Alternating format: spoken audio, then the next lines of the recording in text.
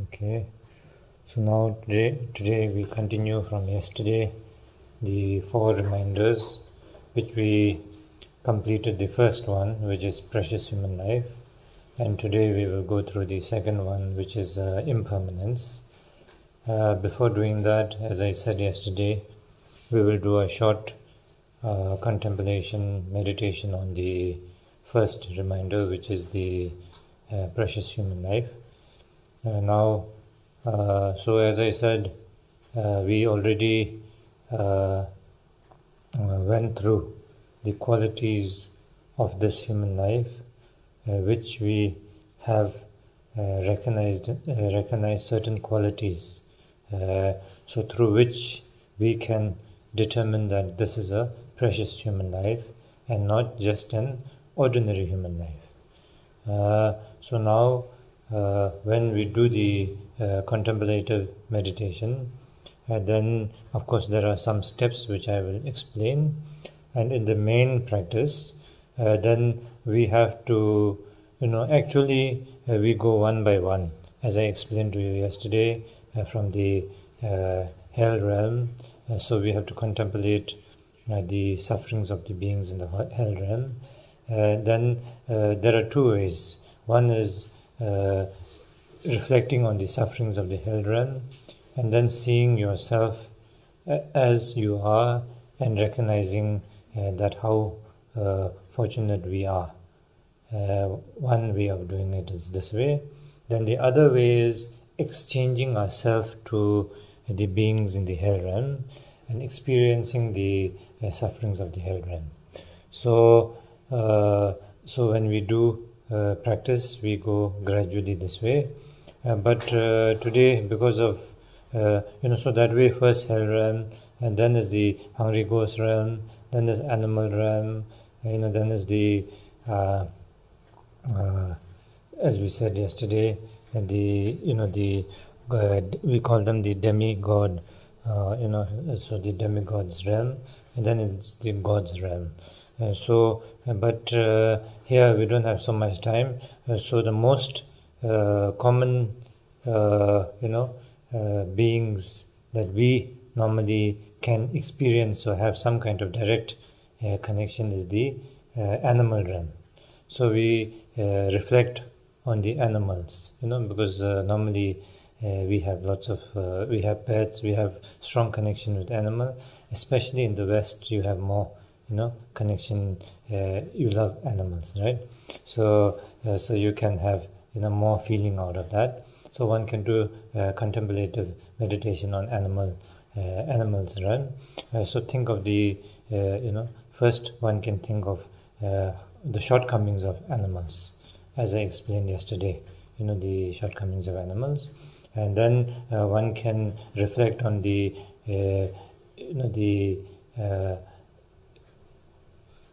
freedom that one enjoys as a human. Then also one can exchange one's place with one's animal. Supposing you have a pet like a cat or a dog, so for a moment you think you are that dog, and then you contemplate how you would be feeling, what you so we will do that, and so that way we exchange our place with the one's animal, the animal that you transform into, and then see what are the shortcomings of this animal, and then that way then we realize that how fortunate we are, how much freedom or advantage we have as a human, so that way we learn to respect our human life, we learn to appreciate it, and then make best out of it. So now before doing such kind of contemplative meditation, and then it is very important to have a calm abiding state of mind. Without a calm state of mind, then we won't be able to have a clarity in our meditation or reflection on anything. So therefore then we should be doing meditation called the shamatha meditation. So shamatha meditation is meditation to have to build a calm abiding state of mind. Our mind is normally not at peace. It is so kind of busy with thoughts, so all the time kept busy, and these are through one's emotions, such as we have various kind of emotions. So through these emotions, then we keep our mind busy all the time. So the mind is not able to relax. Every situation we come across, we have certain emotions to those, and then we create, through those emotions we create thoughts, and then sometimes little situations we make it big, so that way, then all the time these emotions creating thoughts, and then we get carried away with these thoughts. So therefore, when the mind is not able to rest in its relaxed state, then clarity is not there. Through these emotions, then the clarity, we are unable to recognize the reality of the situation. Supposing you go on the river bank, on the side of a river, and then you steer the river, then the water becomes murky, not clear. So you cannot see through. The water is dirty. You cannot see through anything. So not clear. But if you let the water, if you don't steer the water, then let the water be as it is. Then after some time, all the sand particle, the stone particle, everything will settle down. And as it settles down, then everything is clear. You see everything through. So same like this. Our mind also, when it is steered with these emotions, then it is not clear. So we are unable to see the situation as it is. So we have lots of confusions. And in that confusions, then we have stress, we have depression, we have all these kind of problems that we go through in our day-to-day life, and all these ups and downs. So, but if we are able to relax, if we are able to let the mind settle down, so it becomes like this river which is very clear. So we are able to see the situation as it is. And when that happens, most of the time the problem is able to overcome or solve just by able to do this. So very important. So if we are able to do such meditation every day in our life, or able to do it in a day-to-day life, and adapt to such practice every day, and then this will greatly help us even in our every situation, whether it is in a work situation, whether it's in a study situation, whether it's in a family situation, whether it's day-to-day life, any kind of situation one goes through, then it will be of great help. Because when one is able to see things as it is, then one is able to make the right judgment. When one's mind is clear, one can make the right judgment, so that one can achieve the best result. Otherwise, when it's not clear, then when our emotions play and we go under the influence of our emotions, then it's not clear. So we take the wrong decision, we do wrong things, and then that creates more and more confusion, more and more kind of problems. So therefore, trying to meditate on such the calm abiding state of mind, trying to achieve that, the shine, very important. And even in your practice, then that will greatly benefit. One will be able to have insight into one's practice, whatever one is doing. Like for example, this time we are going through the Ngondo practice. From the Ngondo also we are doing the 4 reminders. So to be able to reflect on the 4 reminders, then it will greatly help one to do that. Even machines need stability. So we who have emotions, naturally we need we need to stabilize, isn't it? Like camera, so to have a good picture you need stable hands, and that is not enough. So we have tripods, the tripods, which are heavy, sturdy, so that we can have good pictures, so the result is good. So naturally, we in order to have a good wisdom, then we need clarity, and for that we need a stable mind. So stability of the mind is very important. So to have this, then shamatha meditation very important. Now shamatha meditation are many methods. You can do. There are many kinds of shamatha method. But the most basic and most most something that one can do easily anywhere, everywhere is the shamatha meditation on the breathing. Using one's breath, the cycle of the breath, then we can do shamatha meditation. So, how do we use the breath? So so the breath pattern or the breath cycle means, when we breathe, there's we breathe out, then we breathe in. So that is one cycle. So in that cycle, actually there are 4 parts. One part is you breathe out, then before breathing in, there's a pause there. And naturally, otherwise how do you breathe in? So you breathe out, then there's a pause there, and then you breathe in, then again before breathing out, there's a pause there. So this 4, breathe out, pause, breathe in, pause. So that is one cycle. Now we can, imagine how mindful we are. How many of us even realize that in our breath pattern there's this 4 patterns in our breath, one breath cycle. How many of us really thought about this? Which we are doing all the time. We are breathing all the time. But how many of us really were mindful enough to recognize this? And forget the breath pattern. How many of us even were mindful enough to think that we are breathing? So we are breathing all the time. But since we woke up today morning till now, how many of us really thought that we are breathing? None of us, I think. I can't say none of us, but at least I didn't really think of this till now. When I'm teaching you this. So that is how mindless we are. We are breathing all the time. We have to breathe all the time. If we don't breathe, we know what is the story, isn't it? So, but though we are breathing, we are not mindful of that. So that is how we are all the time carried away. So now here in the meditation, then this, the breath we use as a source or the base on which our mind rests upon.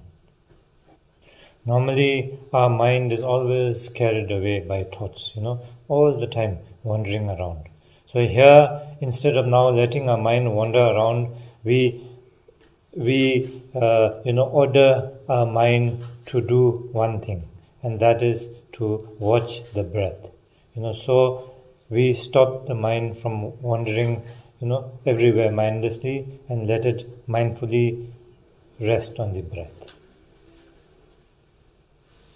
So we are taming the mind. So here we just watch the breath pattern. The breath going out, then the breath, the pause there, then the breath coming in, then the pause there. So we watch this carefully. We just watch this. No need to try and make your breath longer. No need to try and make your breath shorter. No need to do anything with it. Just watch the breath. So mindfully watching the breath. So when we do that, then we will, see that many thoughts appear, and then keeps disturbing us all the time. So many thoughts will appear, trying to distract us from the, attention or the awareness on the breath. So lots of people have a misconception of meditation. When they say meditation, they think we are not supposed to think anything. They think we have to be blank totally. No thinking, block all thinking like this. People think like this. But actually, that is not understanding what meditation is. In meditation, you don't have to block thoughts. You don't have to block thought because you cannot block a thought. That is why you don't need to block a thought. Because the very, thing of trying to block a thought is another thought. You're creating another thought to block a thought. So in order to block one thought, trying to block that thought, you need an even bigger thought to block that thought. So you're creating an even more stronger thought. So that is not the way. So you don't have to block thoughts. You cannot block thought. So here, instead of, doing that, when thought comes, you recognize it, but don't get carried away with the thought. So thought appears trying to disturb you from your awareness, from the awareness on the breath. You recognize the thought and then come back to the breath. Don't get distracted by the thought. Don't get diverted by the thought. Come back to your breath pattern. So that way we continue doing the meditation on breath. So that way, and then we normally, we do like 21 cycles of breath. So breathe out, pause, breathe in, pause. That is one cycle. So you count 1. Then, of course, mentally you count 1. Then again, breathe out, pause, breathe in, pause. That is 2. So that way we do 21 times. So why 21 times? Because in that 21 time, and then one will be able to have some kind of experience of this. There will be enough time to watch your mind. There will be enough time to train your mind to come back to the awareness of the breath when it is wandering around. So that way 21 times normally we can do. So when you do at home yourself, then you should do 21 times, starting in the beginning, and then gradually, of course, one can increase after that. As your mind becomes more stable, more clear, then one will be able to do longer. So 21 times, again you can start 21 times, again you can start 21 times. So that way 21 into 3, and then 21 into 9. So one can do that. But in the beginning, 21 is okay. So every day one can do the meditation of this 21 times every morning, or whenever possible. It will benefit you greatly. Able to calm down, able to have clarity, able to have balance in one's emotions. It is a great benefit. So today in the meditation, so we will do like this. First we will relax for some time. Just to relax before doing anything is very important. So relax, and then after that, since we are doing the Ngondro practice, which means I think all of you already know what is the 3 jewels, isn't it? Buddha, Dharma, Sangha. So we take refuge in the Buddha, Dharma, Sangha. We say the refuge, and then after that we do the bodhicitta. So we take refuge in the Buddha, Dharma, Sangha because we want to be free of suffering for permanently, and we want to be enlightened. So therefore, then recognizing the unmistaken source for this as the Buddha, Dharma, and Sangha, we take refuge in the 3 jewels.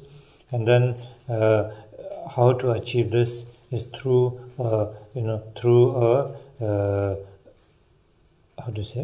like for a car to move, let's say 100 kilometers, and then you need a fuel to push the car for 100 kilometers. If you need a car to move for limitless kilometer, then you need a fuel of limitless amount to push the car to limitless kilometer.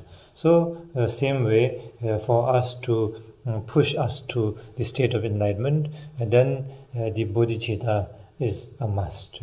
So therefore we develop bodhicitta, reciting the bodhicitta, which is, may I attain enlightenment for the benefit of all mother sentient beings to attain enlightenment. So that is the bodhicitta. And then after the bodhicitta, then we will do the 21 shamatha meditation, as I told you. And then after doing our 21 shamatha meditation, then we will have some kind of calm abiding state of mind or clarity. In that, and then we do the contemplating.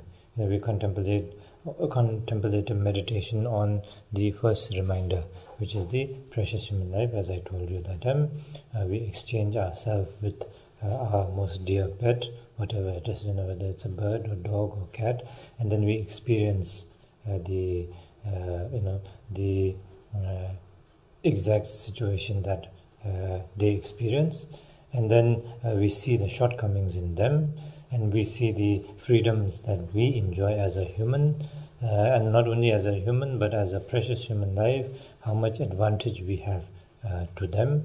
And then we appreciate that, we develop genuine loving kindness, compassion towards those beings, and then we appreciate our ability, rejoice in that, and make strong commitment that, seeing all this advantage in our life, make sure that we want to make this life a meaningful life, not just wasted because it's so precious.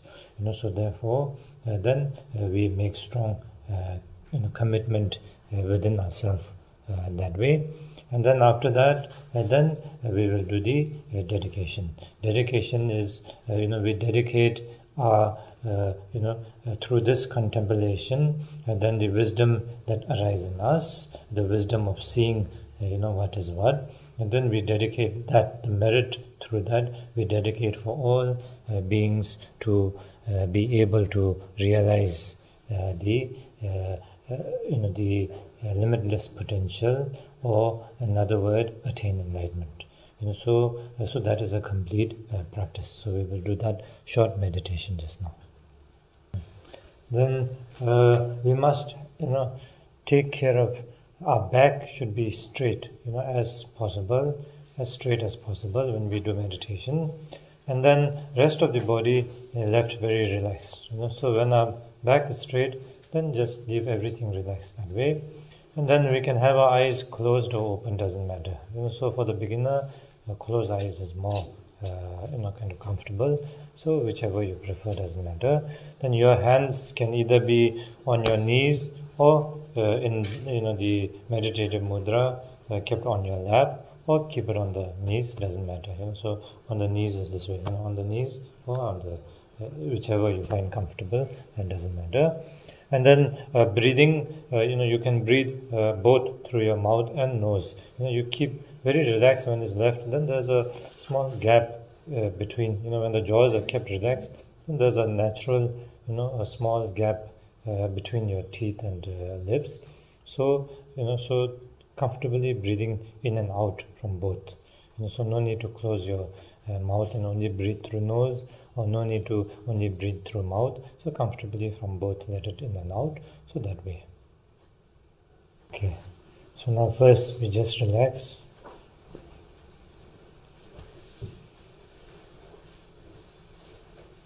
Take a deep breath in. Close your eyes. Take a deep breath in, and as you let out the breath, and let go of everything. Just relax.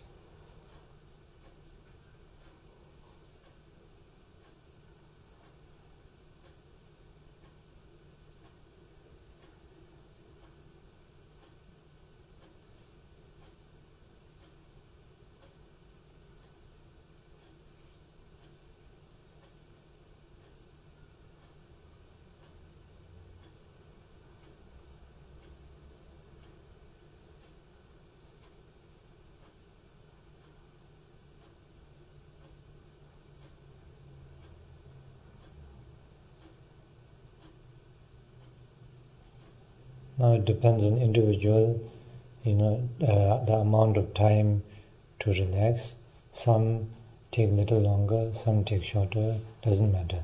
When you do your own practice, then you remain like this till you are completely relaxed.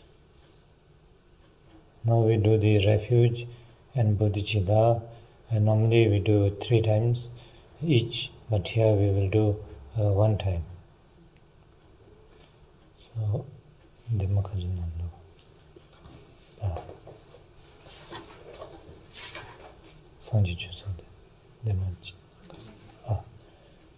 page number 2, I think. The refuge and bodhicitta. Okay.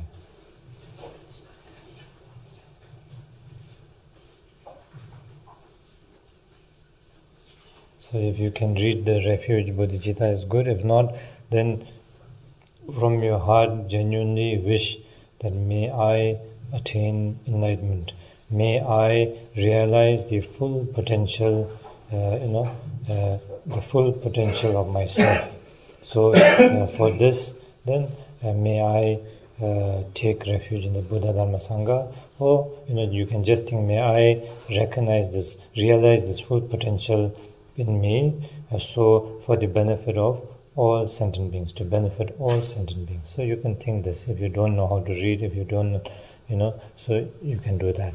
And those who know how to read, then we will read. Sangji chudan soji chonam na chanjo pardo dane jazo je dagi jinzo jebe sunan je rolan penjir sangji dromarajo simjin tamjin devada Devi Judan Dembara Jurjin Donghala Ji Judan Tawara Jurji Donghala Mebe Deva Tamba Damidawara Jurji Nirin Jadan Nidan Tave Tanyan Jembola Nebra Jurji. Now you do the, as I said, the 21 breathing shamatha meditation. So now we just maintain awareness of the breath pattern.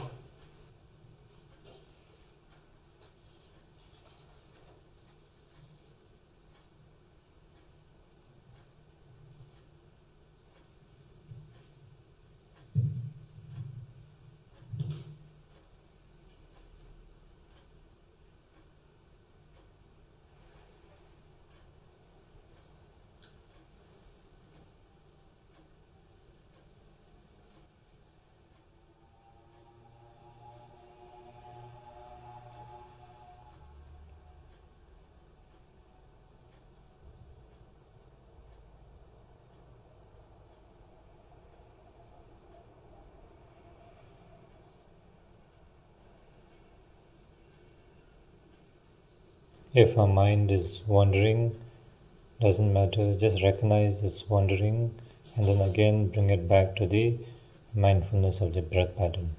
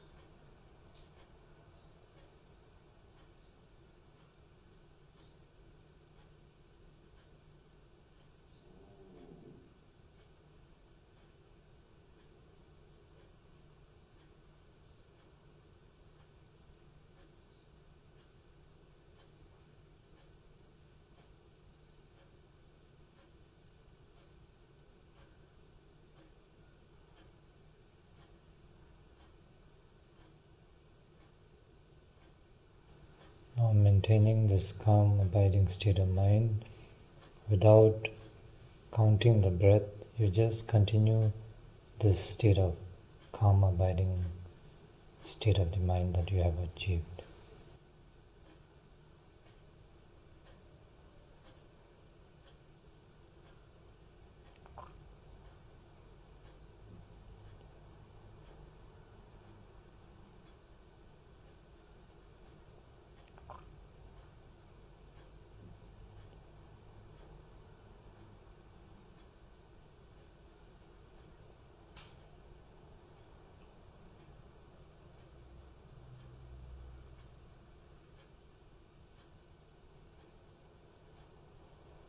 Now, in this state of the mind, then we reflect on the first reminder, which is the precious human life.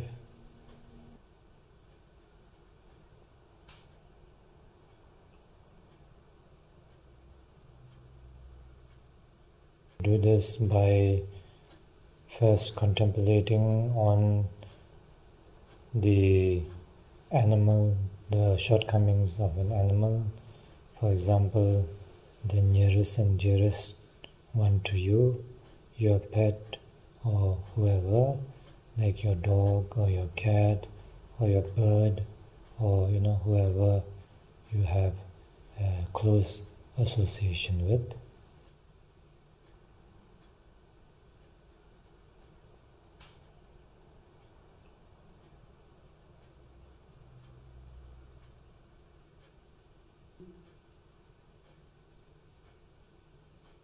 Recognize that they, same like you, wish to be happy, same like you don't wish to be suffering.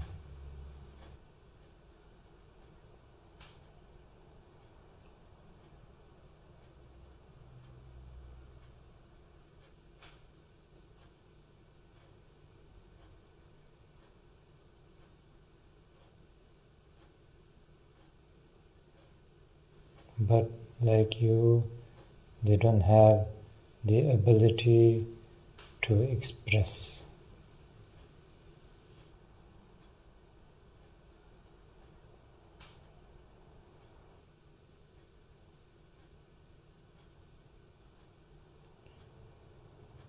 They don't have the ability to talk.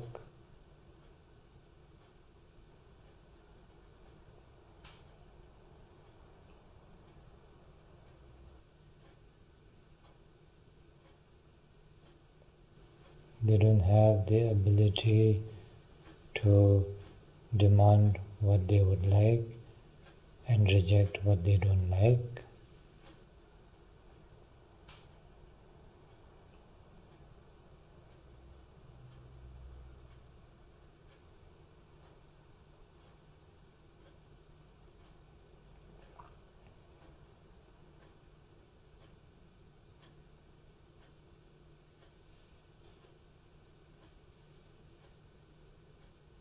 They don't even have the freedom to do what they would like to do and not do what they would not like to do.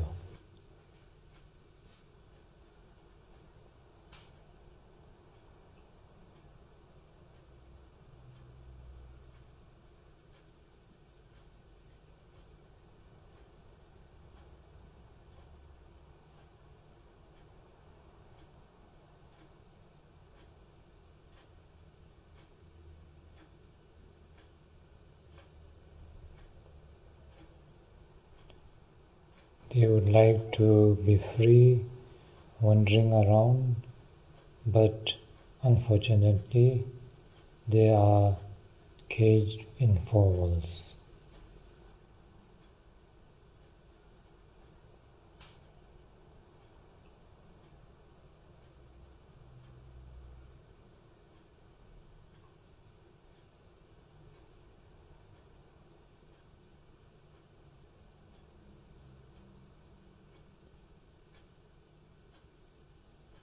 And when they do go out, they are chained to a string and taken around by their owner without their wish of where they want to go.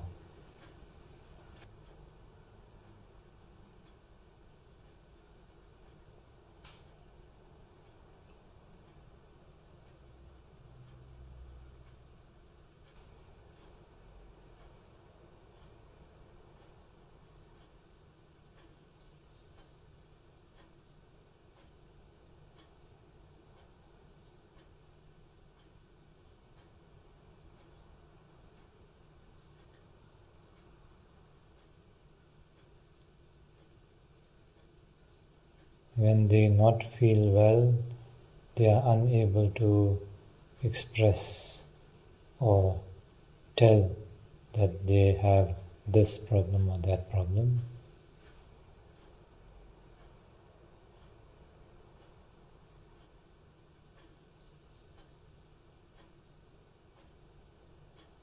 So this way one reflects, contemplates on all the shortcomings as an animal.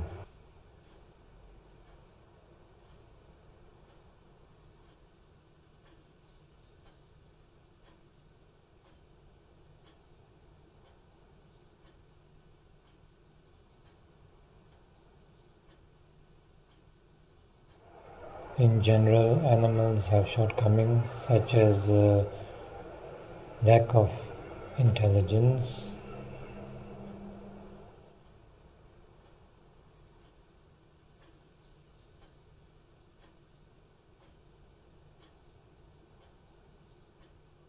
and are ruled by humans and no freedom in that sense.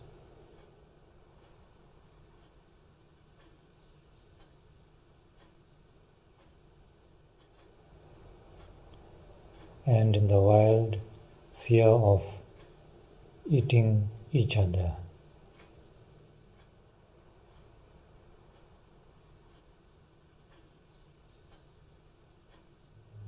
So these are the few shortcomings of animal realm.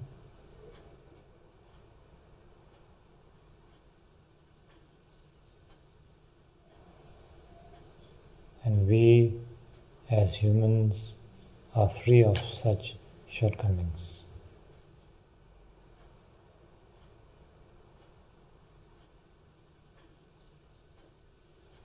And especially as a precious human life, as we discussed yesterday, if we examine our qualities, then we have all the qualities in us which makes it a perfect, precious human life.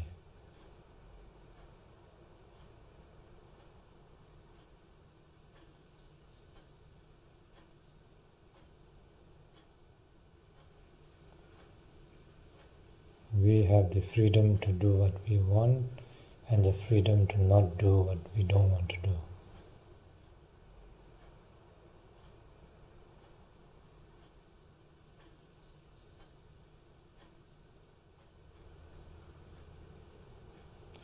We have the intelligence to see what is right and what is wrong.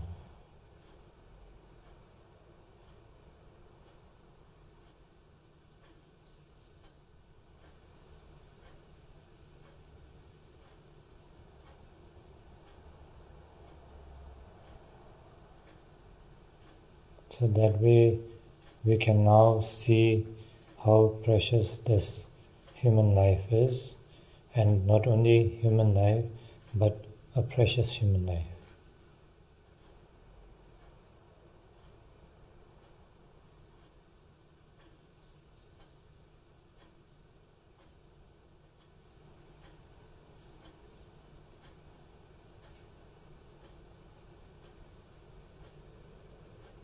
So we make genuine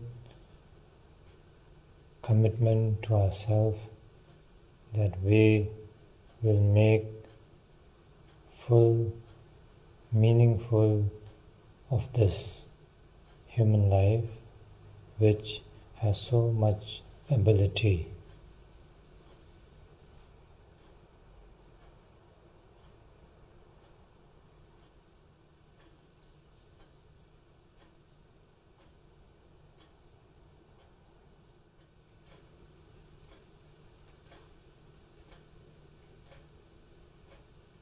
When I say meaningful, I mean do the right thing which produce the true happiness and avoid the things which create suffering for oneself and for others.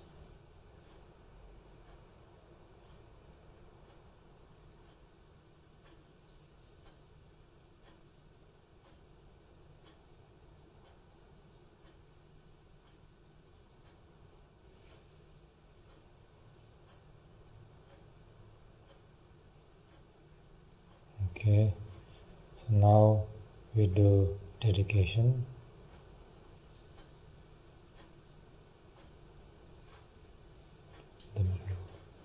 Page 32.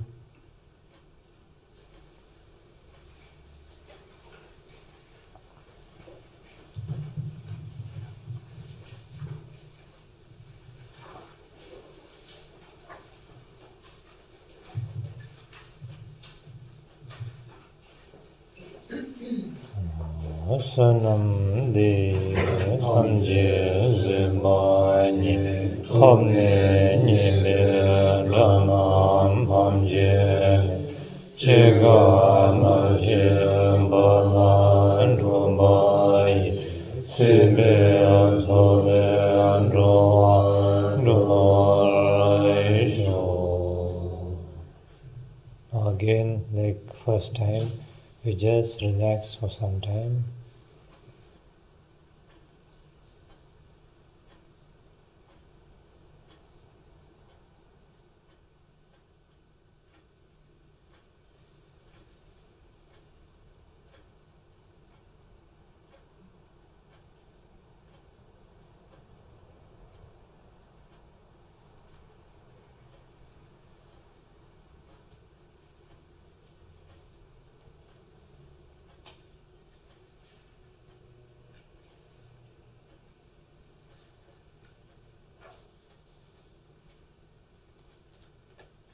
Okay, so we contemplate this way. Of course, when you do yourself, then you can spend more time and do it in more detail and slowly that way. And I said, as we did yesterday, one by one can do. So on the different beings, the different kinds of beings, and then their shortcomings, and then see the qualities as a human, precious human life. So reflect on the qualities one by one. Now today is the impermanent. Now sometimes people have problem with this topic, impermanence. When we teach impermanence, people don't like to listen to impermanence. They think it is very negative, so they think they're not very happy with this topic. But that is, it is just one's frame of mind. So it is like trying to blind ourselves with blindfold and imagine surrounding to be beautiful and not wanting to see the reality of the surrounding and then walk. So if we walk blindfolded, we know what will happen, isn't it? So that is not the reality. So by doing that, actually, we are not helping ourselves in any way. In fact, actually, it is the opposite. If we learn to reflect on impermanence and have a strong grasp of this impermanence, then it really helps us in life. To deal with situations in life. So it really helps us to do that.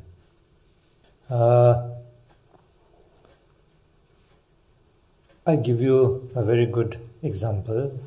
A person who I know very personally and very closely. This person, he was diagnosed with last stage of cancer. Not even first stage, but last. The doctor gave him maybe only a month to live. And then multiple cancer like this. So diagnosed this person. But this person has been reflecting on the understanding of impermanence. So he 100% accepts impermanence. When he accepts and understands impermanence, then when he understands impermanence, then for him it is kind of natural to accept such situation, because first of all, life is not for permanent. One sooner or later has to die. And also, it is not permanent that one will live throughout one's life healthy. Could live throughout healthy, could attract, some sicknesses. So anything is possible. And as a person reflecting on the impermanence, then he lived his life trying to make every moment of his life meaningful and useful.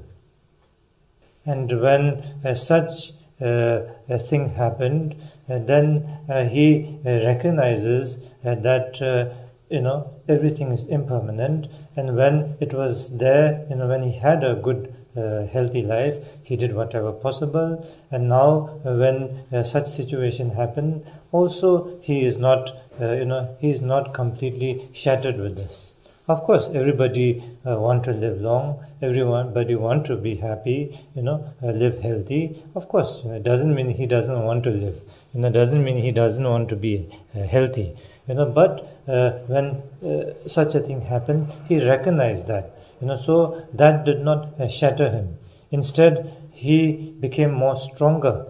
He reflect even more on impermanence, understanding and going through impermanence. He reflect even more and see the reality of this, and the sufferings of, as a being, if in the samsara, so these are sufferings one goes through.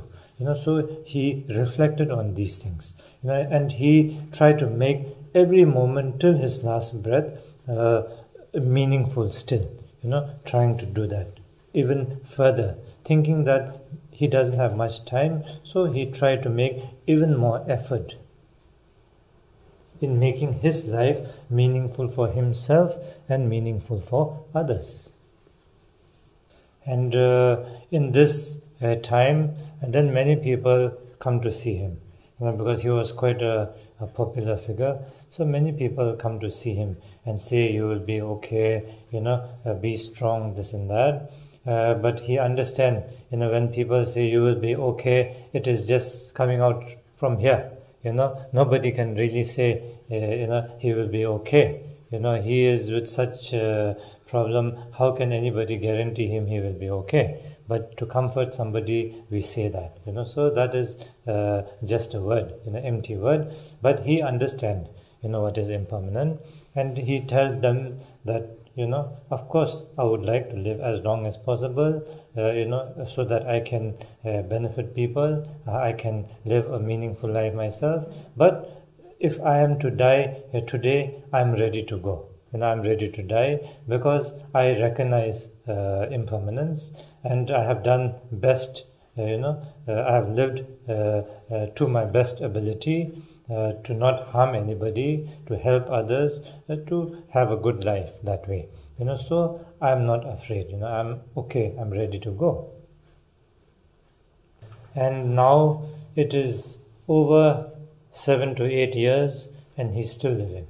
And of course, he's supposed to take medicines, but he takes when he feels like, he doesn't take when he doesn't feel like, and doctors also don't force him, because they are also amazed by this.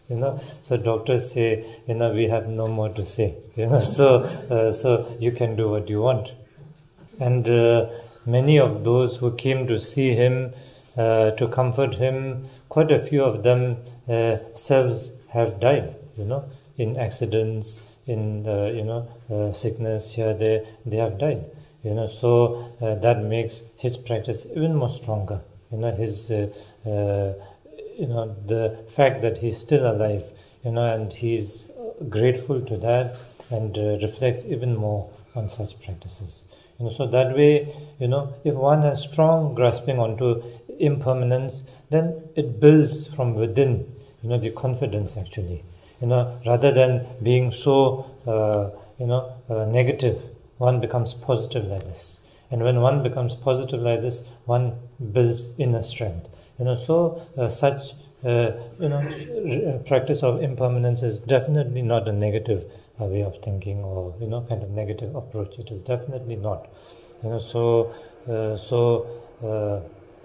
So this is a very good example, I think. So when one has strong grasping onto impermanence, which is very important, because no matter how much we try to look away, we will not be able to escape impermanence. Everything is impermanent.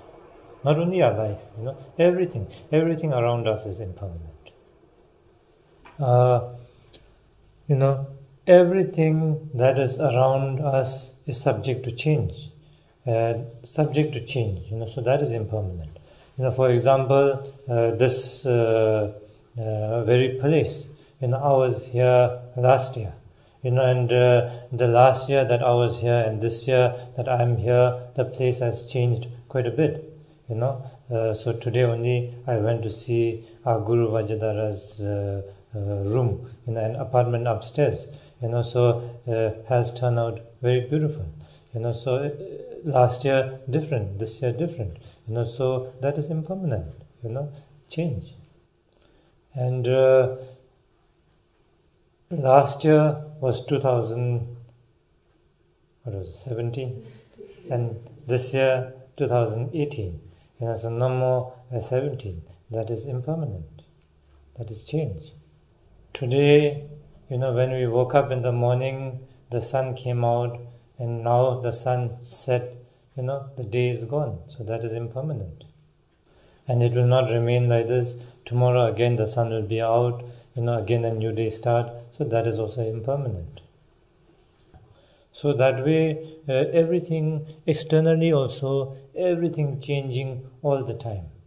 So this big change not possible without every moment change. It cannot just suddenly change like that.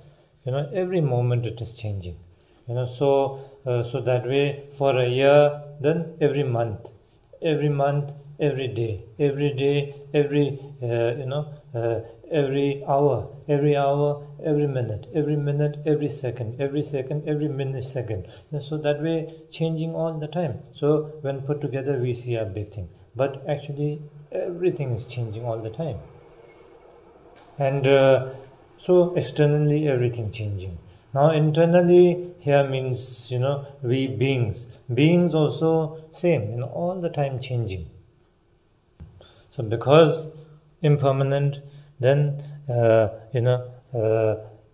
thin people can become fat, fat people can become thin. Again, thin people try to become fat, can manage. Fat people exercise, try to become thin, can manage. So all this possible is impermanent. We have to trim our hair, we have to trim our nails all the time. So all this is impermanence. When we first came in this life, when we first came to this world, we know how we were. We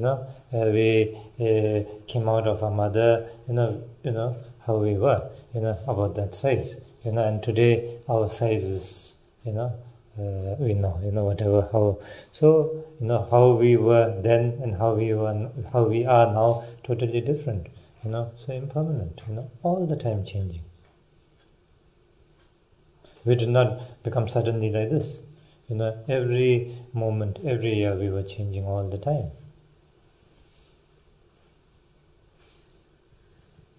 So now that way, then we recognize or we see what is impermanent.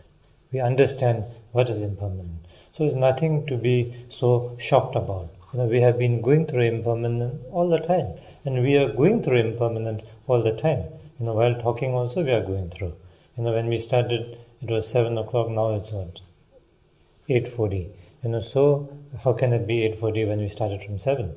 It's impermanent, every moment going. And when I came here, the 7 o'clock me and now, right now me, actually is different. If you, examine carefully, everything changing all the time in me. Otherwise, as I said, how can we, suddenly become something after, certain period of time? We will not change suddenly. In our body, everything is changing all the time. Cells are changing all the time. Old cells are dying, new cells are being born. So all this is impermanence, every moment. So we are going through impermanence all the time, actually. Now, as a practitioner or as a person looking for this perfect happiness, as a person looking to realize the full potential in oneself, and then we saw in the previous chapter that we have all the ability or qualities to do that because we have this precious human life. Not everyone has these qualities to have the ability to realize the full potential, but we have this because we have the precious human life, which is so full of qualities. Now, for a person looking to achieve this complete happiness or to realize this full potential, and then this life or this precious human life is so important, so precious. But when we recognize that it is impermanent, then it becomes even more urgent, to be able to do something in this life, because we don't know when the next life is. So therefore, this life, when we have this control over this life, then it is, we must make use of this life. Otherwise, recognizing it is impermanent, we can, lose this life anytime. So therefore, that develops urgency in us. That develops, the importance of recognizing this precious human life, and to make importance of this time, because time is precious, it is impermanent. As we did shamatha meditation, such a precious method to develop wisdom, insight, to develop these things. So when we have that, then if we understand the impermanence, if we understand the precious human life, then we will work hard every day to practice this, because we want to develop wisdom, we want to develop insight into our full potential. So we will do that. So there's no time as a practitioner to say, or today, the weather is not very good, I don't feel like meditating. Maybe tomorrow I will do it. Tomorrow comes and you say, let me do it day after. Today, since I missed out yesterday, just one day of missing, I don't think it's too much of a problem. So these kind of laziness will not come about, because of the urgency that you develop in recognizing impermanence, recognizing the importance and preciousness of this human life. So in that respect, then as a practitioner or as a person wanting to make best out of this life, then this life is very precious. So when we reflect on impermanence, and then there are so many ways of uncertainty of this life. If we reflect, there's no guarantee that we will live till till old age, and there's no guarantee even that whether we will live another year or two. So there's no guarantee. Yes, we could live, or we could not live. We don't know. So, and also how we will lose our life, that is also not guarantee. How we will lose our life, when we will lose our life. We try a lot of things. People. There's many, if you see news and all, people die out of very unexpected situations. So like that. So the circumstance for one's losing of life is so uncertain.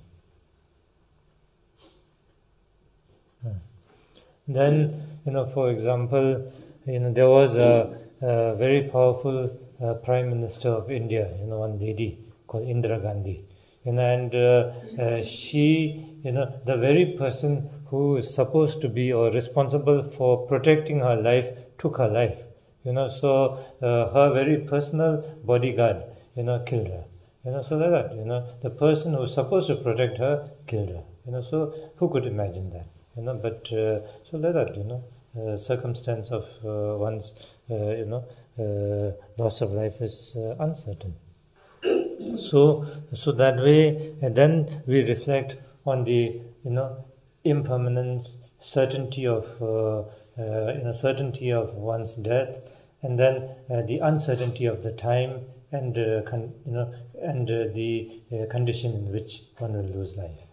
So we reflect on those as a practitioner. Now, when that happens, then when the time comes, then we must, it is too late to prepare ourselves when that time comes. If we think, we will, take medicine when it is last minute, then it is too late. When we have developed when we have diagnosed the problem, then we should treat the problem. When we are in the last minute, then try to treat the problem is too late. So like that. So even this life, at the last moment, when we are on a last stage, then trying to reflect and changing life is too late. So from now, recognizing the uncertainty of the death, recognizing impermanence. So recognizing this, then from now on, when you are healthy, when everything is good, then applying one's life meaningfully, preparing for the next life as a practitioner, or preparing to make best use of this life. So that is important. As a practitioner, one has to reflect so that one can do this and not waste life meaninglessly. So first, recognizing impermanence and death impermanence, then through that fear, then one develops urgency, and gradually through that, at the end, one becomes fearless of death. Because when one has made best use of one's life, then when that time comes, then you are no more afraid. You have done everything to your best ability.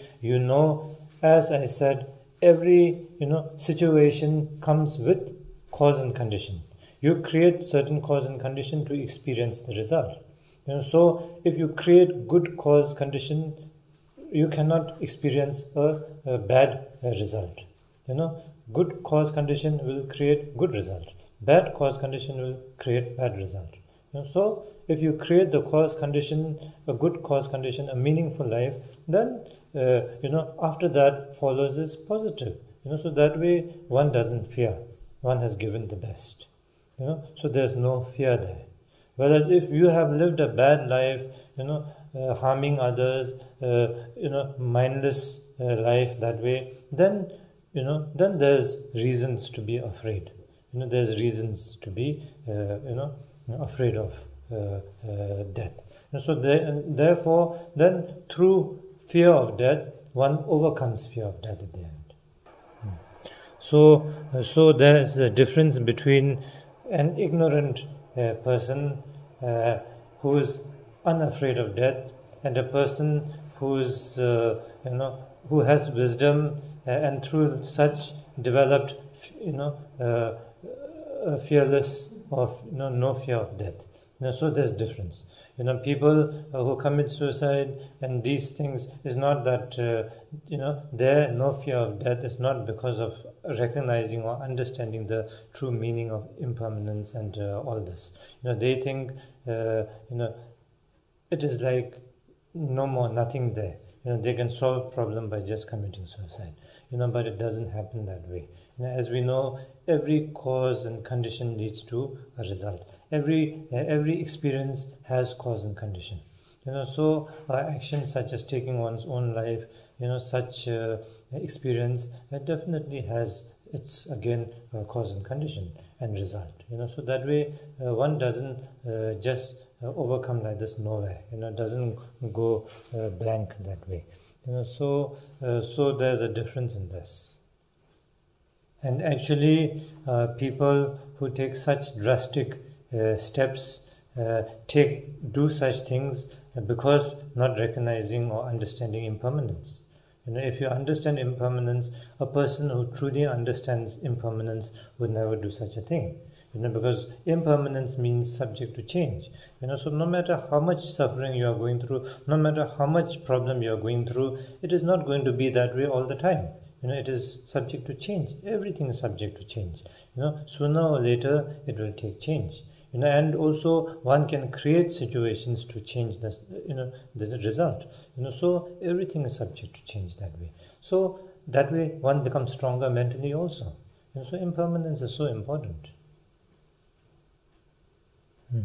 So that way now, in this respect, then if we contemplate on the impermanence, then we gradually develop insight into impermanence, and through this, then we develop urgency to make this life meaningful and for oneself and for others. So practice urgency to practice the Dharma. So Dharma I already explained to you yesterday. So we develop urgency to practice that. We develop the urgency to not waste life. We develop urgency to make this life meaningful. And then also along with that, then we develop mindfulness in every situation of life.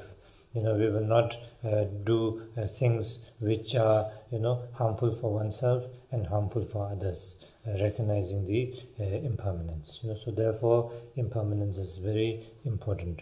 And as I said, Lo Do Namji, so it is part of the Lo Do Namji. Lo Do means, as I said yesterday, turning one's mind away from, how to say, not mindfulness, turning one's mind away from meaningless, turning one's mind away from the worldly Dharma. So worldly Dharma means something that is short-lasting peace and not really true peace and happiness.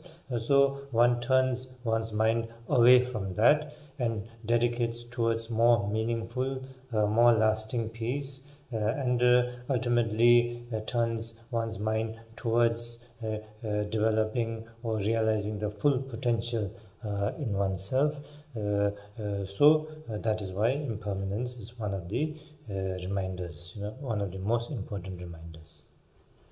So now, so that is the end to today's teaching. So we will do, hope to do a little bit of reflection on this tomorrow. But as I said, one must try and contemplate on impermanence, all the time. It is very important. Everything is impermanent. Anything that you see around, everything is a example of impermanence. We can find impermanence in everything. So anything that you see around, everything is impermanent. You are going through impermanence all the time. So one can examine that way and get in, kind of a grasp onto this impermanence. And as I said today, the shamatha meditation is very important. So I would advise everyone to try and do some shamatha meditation in our day-to-day life. Whether it's in the morning, daytime, afternoon, anytime. Basically shamatha meditation will help you in a lot of things, in day-to-day life. So just trying to cultivate this in your day-to-day life will be very meaningful for you. A lot of unanswered or worrying questions in your life, like why is this happening, how to solve this, all this is so much stress, so all these will be gradually overcome, if you are able to develop good shamatha.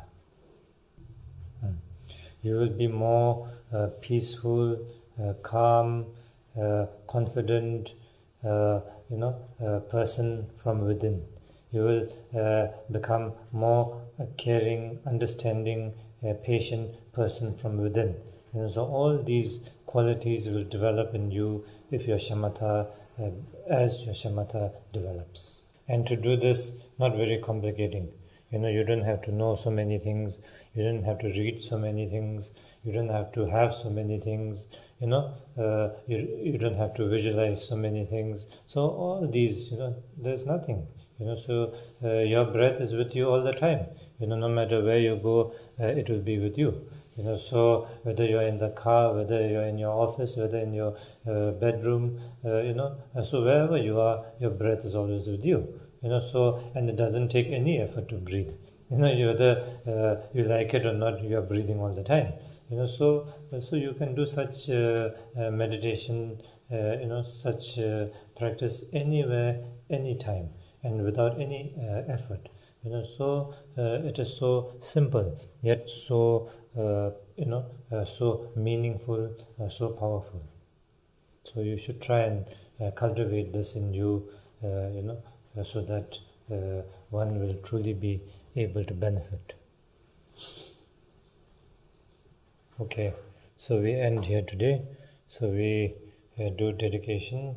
We dedicate the merit accumulated by listening to the Dhamma, contemplating on the Dhamma, and practicing the Dhamma for the benefit of all mother sentient beings to attain the perfect realization.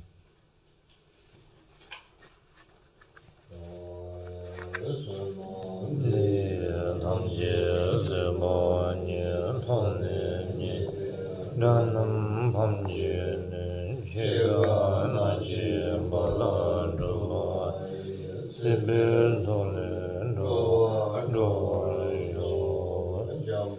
Pawe Jidara Jembada Gundo Zambo Deyan Dejin Teda Gunji Jisu Nalo Gyawan Deda Bhamje Ralo Sunam Yishe Solo Sunam Yishe Lejo Tamba Gunye Tobarasho Kusum Nyebe Shilam Shunye Minjura Dembe Shilam Ginde Mishe Dube Shilam Chendarango Amalam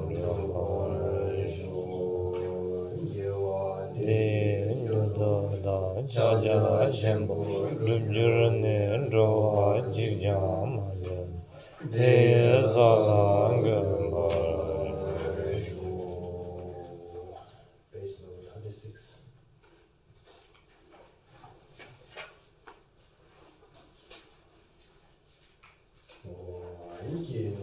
Dewan Soso Pende Nanga Chambarajo Dona Donga Dagi Korwan Donga Jazo Tongarajo